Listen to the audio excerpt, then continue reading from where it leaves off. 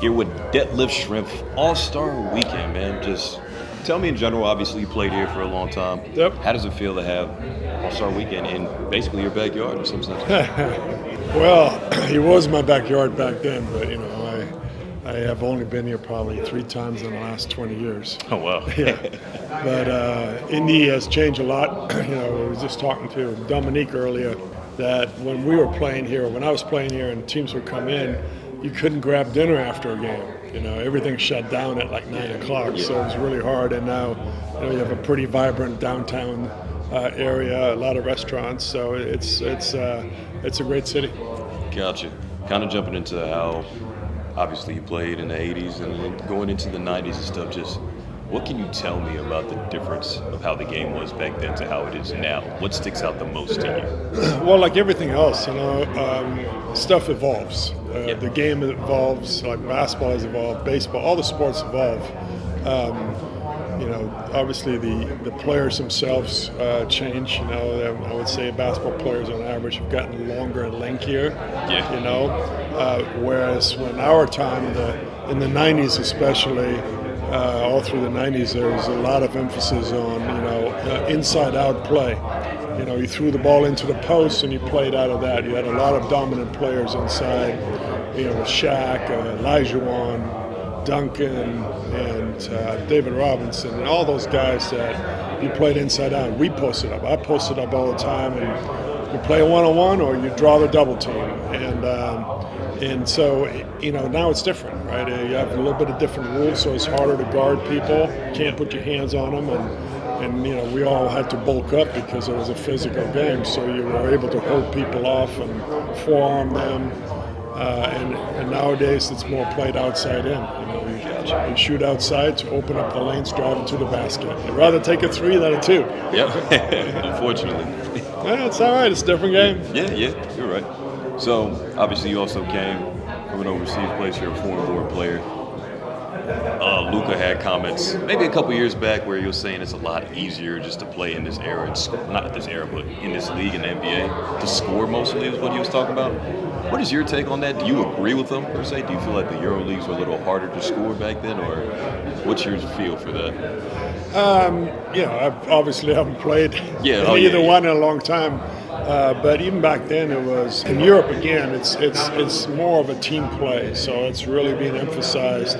You don't see too many guys unless you're Oscar Schmidt, who was the outliner back then. Will take 30 shots a game, right? Different breed. Yeah. So it was just it was really the emphasis was always on making your teammate better, making the right play, and then on defense, they played a lot of zone. So you can get out to those shooters and maybe give up some rebounding, but they would try to take those spaces away and double team anybody that would drive to the basket. So with the rules again here in the NBA, where it is a lot of it's opener and a lot of one-on-one, the guys that can really handle the ball and score are probably at an advantage. Gotcha. So kind of switching gears again here. Played a long time in Seattle as well. I just want to pull, I guess, maybe the craziest story that you can pull from Gary Payton. GP. Yeah. Now, how was it playing with those guys? Is there any PG story you can share? Oh my God, we had a great time. We were very good in the 90s. We averaged like almost 60 wins for 5 years. Obviously ran into some good teams, and especially the Bulls. But it was crazy because it was chaos how we played. Right, we just attacked and trapped, and didn't care who guarded who. It was kind of fun way to play. I talk to him now more than probably when we were teammates because we were always like this. But Gary, he had a lot of funny stories. He made up a lot of words. So Sam Perkins probably tell you earlier that Kevin Calabro will always interview kind of the player of the game on the court after the game at home, and we put it on the screen in the locker room and wait for a guy to mess up. So if he messed up, we roast him coming into the locker room.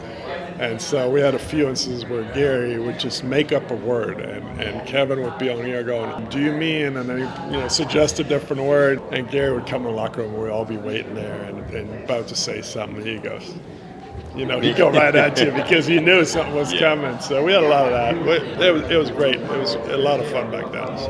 Gotcha. Well, kind of switching gears here again. I remember being at AllStar Weekend in Utah last year. It's actually the first time I think I interacted with you a little bit.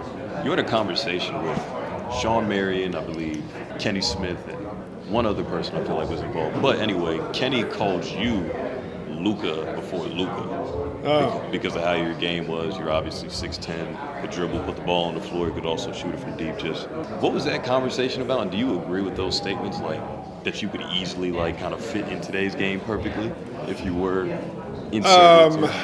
Yeah, I mean, this. Everyone makes comparisons. I try to stay away from it because I thought I created my kind of own style of play because of the coaching I had that always emphasized the team play. Yes. When I can probably count on my hands how many times I shot over 20 times in a game, right, in the NBA because it just didn't feel right. So I'd rather distribute the ball and get 15, 20 points and get 7, 8 assists.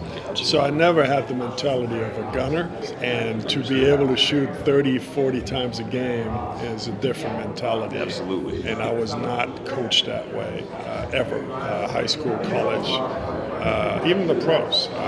So I can't compare myself to someone that can shoot that much and create that many points for themselves.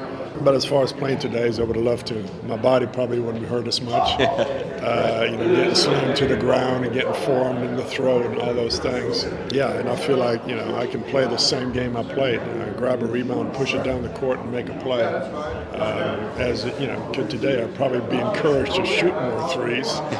Whereas when we played, we used the three as a threat.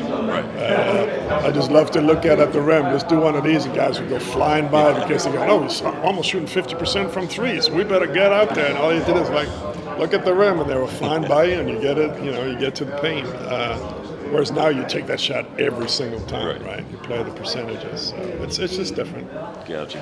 Again, kind of sticking to the Luka question. There's obviously an influx of probably the best international players that we're seeing, at least in terms of how many there are. You can make the argument that the top 5 players today are internationally born. Just what is your mind on where the game has been, probably compared to when you played, where international players were a rarity? And then we kind of get guys like Luka, Giannis, Jokic, Embiid. All these guys are coming from all over Europe, Africa, or wherever. Just what are your thoughts on the global game and where it's at right now? Well, I was at the Basketball Without Borders camp this morning, seeing the next generation of international players. And I talked to them and I said, you have to embrace what you have here. You have 70 guys, the best 70, 16, 17-year-olds in the world, basically. The top 40 players in that age group are here out of the world. Right? Embrace that because you guys probably spend a lot of time together over the next 10, 15 years if you're lucky. When I came in, I was kind of by myself. I didn't have that. I didn't have that support group. I didn't have guys to call, guys to rely on, guys to help me out when you're down. I said, you guys lift each other up because you have this group, this support group that's there for a long time. And the international players have that now, right? They have not just, you have the Serbians here, you have the Africans or whatever, but you have that, and the Germans obviously, but they're all together too as a group that support each other. The reason we have so many good international players is, I believe, is that we've lost a little bit of this advantage here in the States because in Europe, if you have talent and you have the passion and the time, you can practice as much as you want. I practiced on 3 teams growing up.